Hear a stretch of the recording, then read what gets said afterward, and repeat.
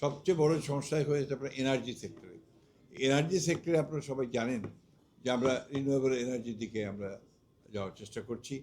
আমরা আপনার সোলার এনার্জির দিকে আমরা যাওয়ার চেষ্টা করছি এবং একই সঙ্গে অনশোর এবং অফশোর যে এক্সপ্লোরেশন আপনার গ্যাস এবং তেল উত্তোলন করবার যে কাজগুলো সেগুলো আমরা শুরু করেছি ইতিমধ্যে। 3 মাস পরের মধ্যেই আমরা সেটাতে আপনার টেন্ডারে যাব বলে আমরা আশা করছি। আমরা সবাই জানি যে আমাদের মতো একটা দেশে এখানে উইথ হিউজ পপুলেশন, এখানে দ্রুত আমাদেরকে এগিয়ে যেতে হবে অর্থনৈতিক উন্নয়নের দিকে। আমাদের রাজনৈতিক যে সমস্যাগুলো এখানে তৈরি হয়েছিল অতীতে, সে সমস্যা এখনও যে চলে গেছে তা বলবো না, কিন্তু আগের চেয়ে অনেকটা ইতিবাচক হয়েছে।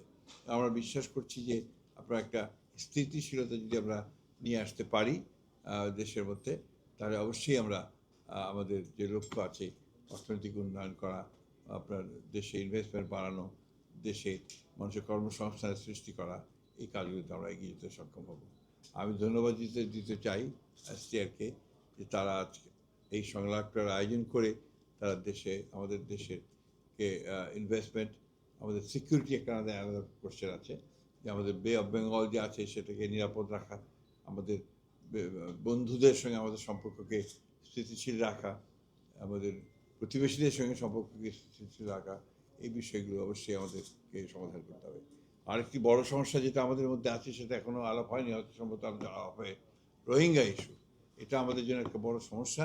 এই সমস্যাটা আমরা সমাধান করতে চাই এবং আমি আজকে ধন্যবাদ দিতে চাই যে তারা তাদের অর্গানাইজেশনের তরফ থেকে এই সংলাপটা শুরু করিয়েছে। আমি আশা করব যে এই সংলাপের জের ধরে সামনে আরও আলোচনা হবে।